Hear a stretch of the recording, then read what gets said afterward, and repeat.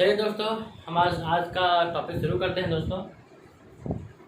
जैसा कि आप जानते हैं दोस्तों कि पृथ्वी का दो अक्ष है, उत्तर और दक्षिण। जैसा कि मैंने ये आपका ग्लोब का मानचित्र बना रखा है। ये देखिए, यहाँ उत्तर ध्रुव है और यहाँ पे दक्षिण ध्रुव है दोस्तों। तो पृथ्वी दो अक्ष में बटा है दोस्तों, उत्तर और दक्षिण। पृथ्वी हमारी 23.5 डिग्री झुकी हुई है, जैसा कि आप देख रहे हैं ग्लोब में। अब हम बात करते हैं टॉपिक वाइज हमारे जितने भी ये मानचित्र हैं उसके बारे में दोस्तों। तो हमारा दोस्तों विषुवत वृत्त क्या है? ये भूमध्य रेखा जो हमारे ग्लोब को दो भागों में बांटती है दोस्तों। तो इसे मैं बताता हूँ, विश्लेषण करता हूँ कि विषुवत वृत्त क्या है। यह एक काल्पनिक रेखा है दोस्तों जो हमारे ग्लोब को दो भागों में बांटता है। इसके ऊपर वाले भाग को हम उत्तरी गोलार्ध कहते हैं दोस्तों, यहाँ से लेके ये जो भाग है, और ये हमारा जो नीचे वाला भाग है ये भूमध्य रेखा या विषुवत वृत्त, इसको आप भूमध्य रेखा भी कर सकते हैं और विषुवत वृत्त भी कर सकते हैं। तो विषुवत वृत्त के नीचे का जो भाग है उसे हम दोस्तों उत्तरी गोलार्ध करते हैं। हमारे विषुवत वृत्त से ध्रुव तक जितने भी समांतर रेखाएं हैं, जैसे कि मकर रेखा, दक्षिणी ध्रुव वृत्त, कर्क रेखा और उत्तर ध्रुव वृत्त, इसे हम समांतर रेखाएं कहते हैं दोस्तों। चलिए दोस्तों, हम आगे के बारे में पढ़ते हैं।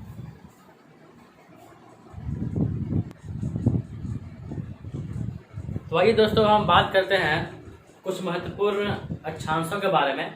मैं आपको मानचित्र के अनुसार सब कुछ मैं डिटेल में बताऊंगा। देखिए, हमारे 7 अक्षांश हैं इस मानचित्र के अंदर दोस्तों। पहला है भूमध्य रेखा या विषुवत वृत्त, जो इस ग्लोब को दो भागों में बांटती है।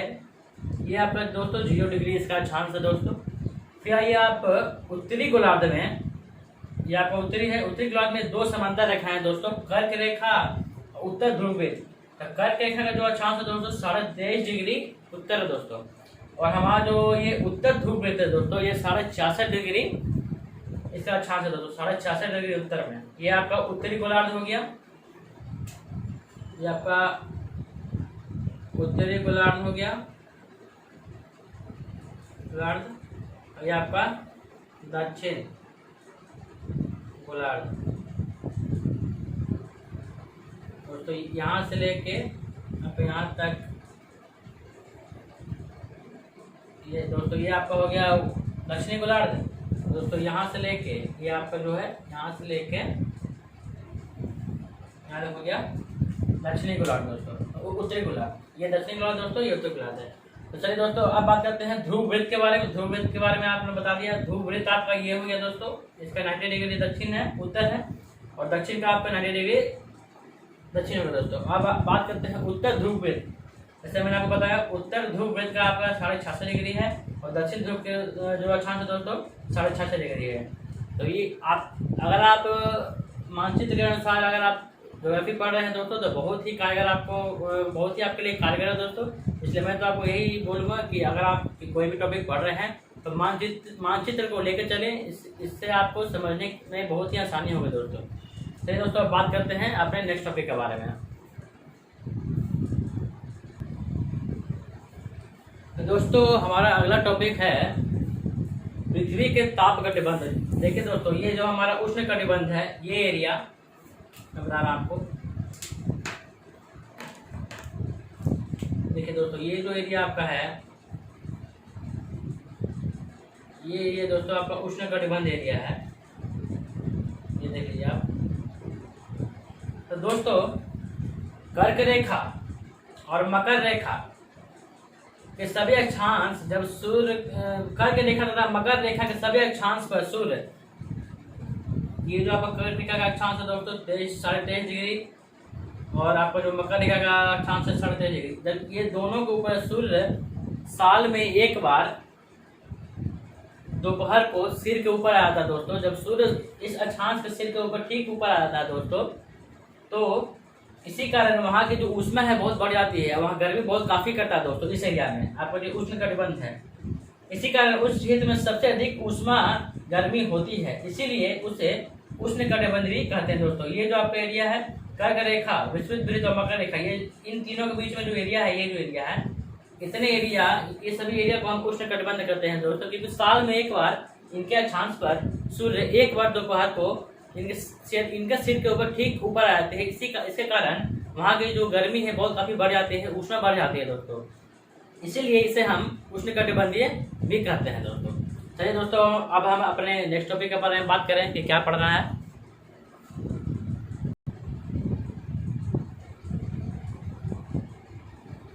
तो देखिए दोस्तों, अभी हमने बात की थी उष्णकटिबंध के बारे में।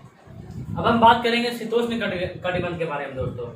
तो हमारा शीतोष्ण कटिबंध का एरिया है दोस्तों, आप देख रहे हैं यहाँ पर, ये उत्तर ध्रुव वृत्त और कर्क रेखा के बीच में जो भी एरिया है, जो शीत कटिबंध आपका जो है, ये शीतोष्ण कटिबंध आपका यहाँ पे बढ़ता है दोस्तों। ये दोस्तों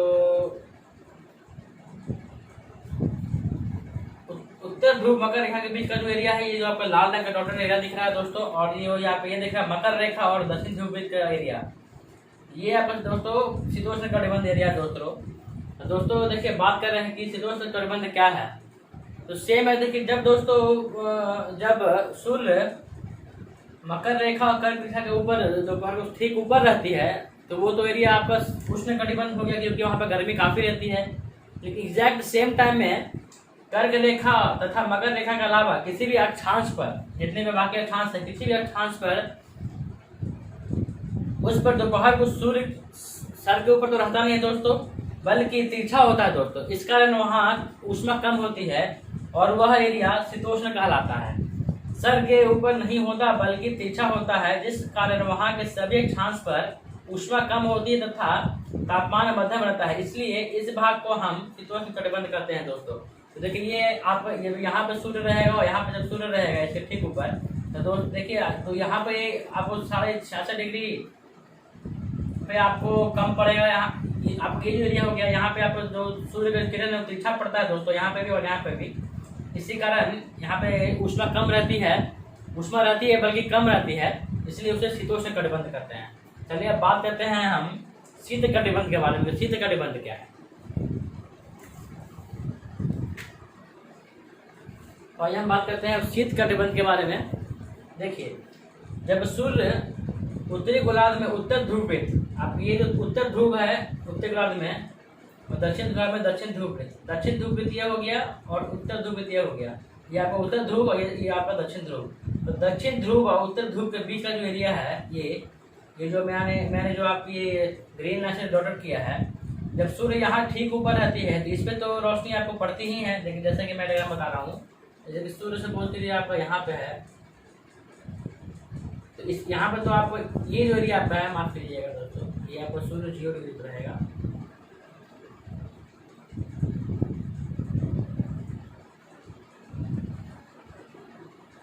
तो यहाँ का ये जो एरिया है, ये तो आपका पूरा गर्म हो गया, इसलिए इसे हम उष्ण कटिबंध करते हैं। यहाँ पे आपका तिरछा पड़ रहा है हल्का, इसे हम शीतोष्ण कटिबंध कहते हैं।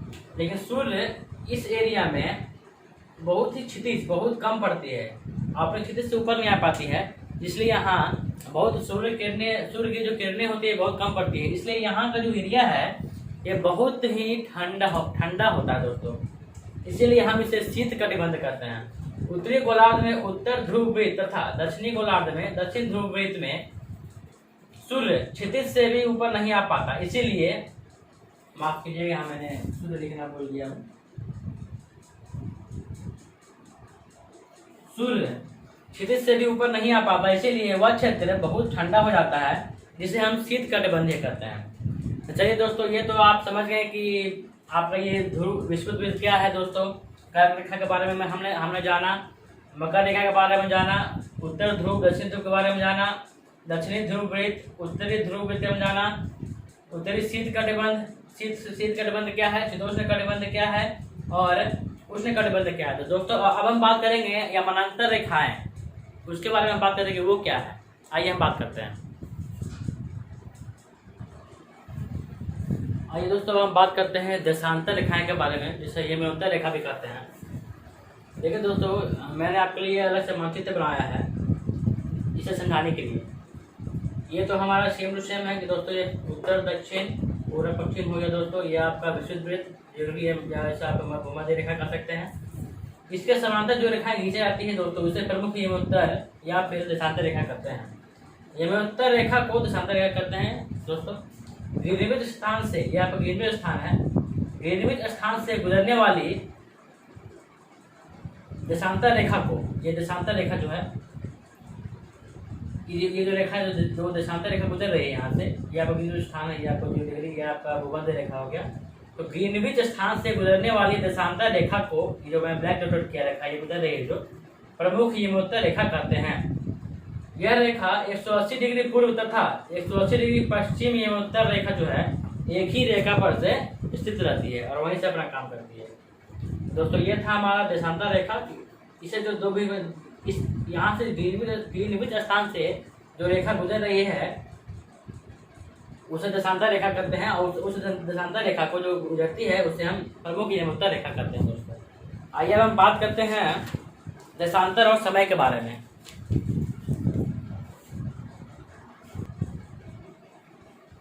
दोस्तों देशांतर और समय, उसके बारे में हम कुछ लेंगे जानकारी। दोस्तों समय को मापने के लिए सबसे अच्छा साधन पृथ्वी पर है चंद्रमा और उसके ग्रहों की गति।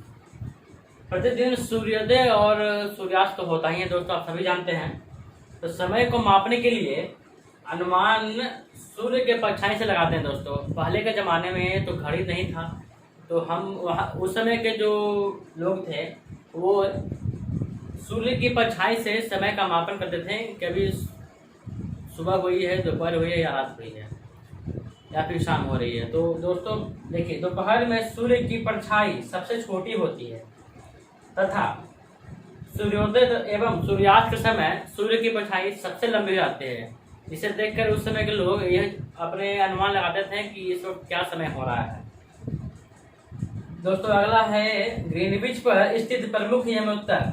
ये आपका ग्रीनविच पर स्थित प्रमुख, ये जो यमोत्तर रेखा यहाँ से जो खींची जाएगी, प्रमुख यमोत्तर पर जिस समय आकाश में सूर्य सबसे ऊंचे बिंदु पर रहता है उस समय यमोत्तर पर स्थित सभी अक्षांश पर, सभी स्थानों पर दोपहर होती है। दोस्तों जैसा कि आप जानते हैं कि पृथ्वी पश्चिम से पूरब की ओर घूमती है, अपना चक्कर लगाती है। जैसे कि सूर्य अगर इस साइड है तो ये आपका यमोत्तर रेखा यहाँ से सीधा खींचा जाएगा। दोस्तों तो ये जो भाग आपका हो गया, अगर सूर्य यहाँ पर है तो ये जो भाग आपका हो गया, तो ये इस भाग पे जितने भी यहाँ पे जो सूर्य किरणें पड़ी यहाँ पे दोपहर होगी दोस्तों, और अगर इधर है सूर्य तो इस भाग पे आपको दोपहर होगी दोस्तों। तो ये था आपका देशांतर और समय। मैं इसके बारे में कुछ बिंदु आपको और बताना चाहता हूँ। जैसा कि दोस्तों अब हम बात करेंगे देशांतर और समय के कुछ इम्पोर्टेंट टॉपिक के बारे में। आप सभी जानते हैं पृथ्वी पश्चिम से पूरब की ओर अपना चक्कर लगाती है। तो हम बात करते हैं कि इसका समय कैसे मतलब हम ज्ञात करेंगे। अंततः वे स्थान जो ग्रीनिच से पूरब में है अथवा समय ग्रीनिच से आगे होता है तथा जो पश्चिम में है उनका समय पीछे होता है। जो ग्रीनिच से जो स्थान जो ग्रीनविच से स्थान पूरब में है उनका समय ग्रीनिच से आगे होता है, और जो पश्चिम में है उनका समय ग्रीनिच से पीछे होता है। पृथ्वी अपने अक्ष पर 24 घंटे में 360 डिग्री घूम जाती है। इसका मैं एक एग्जाम्पल देता हूँ। जैसे कि 1 घंटा में 15 डिग्री वो घूमती है, तो 4 मिनट में 1 डिग्री घूमती है। अब आप देख लीजिए, अगर ग्रीनिच पर दोपहर में 12 बज रहा होगा तब ग्रीनिच में 15 डिग्री पूर्व में समय क्या होगा दोस्तों, आप याद कर सकते हैं। 15 गुणे 4 कीजिए, 4 मिनट, 1 डिग्री का आपका 4 मिनट हो गया, 4 मिनट का 1 डिग्री हो गया, तो 15 डिग्री का कितना हो जाएगा, 15 गुणे 4 60 मिनट, मतलब 1 घंटा। इसका मतलब अगर ग्रीनिच पर 12 बज रहा होगा तो पूरब में इसका समय आगे होगा 1 घंटा, क्योंकि पूरब ग्रीनिच का जो ग्रीनविच के आगे का जो जितना भी स्थान जो है वो हमारे समय जो ग्रीनविच का जो समय है उससे 1 घंटा आगे होता है, और ग्रीनविच के पीछे का जो जितना भी स्थान है वो ग्रीनविच के समय से 1 घंटा पीछे चलता है। अब आप देख लीजिए पश्चिम का, ये तो पूरब हो गया। पश्चिम उस समय अगर यहाँ 12 बज रहा होगा, जैसे कि 12 बज रहा यहाँ है, अब मैंने आपको बताया कि यहाँ पे दोपहर के 12 बज रहे हैं, यहाँ 1 घंटा आगे हो गया, ठीक है दोस्तों। और अगर पश्चिम में 12 बज रहा है तो 1 घंटा पीछे, मतलब 1 घंटा पीछे हमारा समय हो गया। इसका मतलब पश्चिम में हमारा समय 11 बज रहा है दोस्तों। मैं आपको फिर समझा दे रहा हूँ। अगर ग्रीनविच पर 12 बज रहा है पूरब में, तो आप उसका ज्ञात कर लीजिए कि ग्रीनविच से 15 डिग्री पूरब में एक समय क्या होगा। 15 गुने 4 मिनट का 1 डिग्री होता है दोस्तों, तो 15 गुने 4 की जगह तो 60 मिनट हो गया, 60 मिनट हो गया, मतलब 1 घंटा हो गया। तो वो पूरब का मैं बात कर रहा था, तब 12 बज रहा है, अगर वहाँ ग्रीनविच पर अगर 12 बज रहा है, तो पूरब में जितने भी स्थान आगे उसके आगे होंगे वहाँ पर 1 घंटा आगे समय, मतलब 1 बजेगा दोस्तों, ठीक है। और वही है, बात करें ग्रीनविच से पश्चिम की ओर, तो ग्रीनविच से पश्चिम की ओर जितने भी स्थान हैं उन सभी स्थानों में, उन सभी देशों में 1 घंटा पीछे समय चलेगा। तो अगर ग्रीनविच से 12 बज रहा है दोस्तों, तो पीछे का समय आपका 11 बजेगा। सिंपल, आप कैलकुलेशन का आपके हाथ में है। तो दोस्तों ये था हमारा देशांतर और समय। अब हम एक छोटा सा टॉपिक पढ़ेंगे, मानक समय क्या है।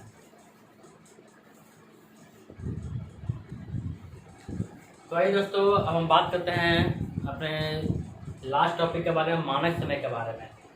मानक समय हमारे भारत में 82 डिग्री, साढ़े 82 डिग्री पूरब को मानक उत्तर माना गया है, जिसके आधार पर हम स्थानीय समय का मानक समय ज्ञात करते हैं दोस्तों।